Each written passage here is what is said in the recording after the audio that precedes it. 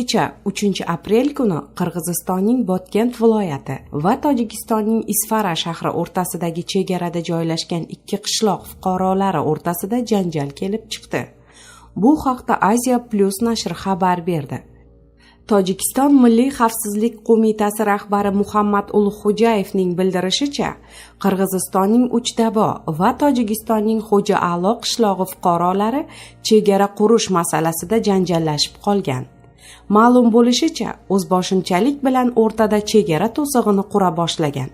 Qirg'izistonliklarga tojik qishlog'i aholisi hukumat roziligisiz to'siq qurish mumkin emasligini uqtirgan va o'rtadagi dahanaki tortishuv tosh otishuvga aylanib ketgan. Tojikiston chegara qo'shinlarining mojaro joyiga yetib kelishi o'rtadagi katta janjalning oldini olgani aytilmoqda. Ma'lumotlarga ko'ra, qirg'izistonliklar tomonidan otilgan toshlar tojik chegarachilari va mahalliy aholi vakillariga jarohat yetkazgan. Hozirda ikki tomon mahalliy hokimiyat organlari qishloqlar aholisiga tushuntirish ishlarini olib bormoqda.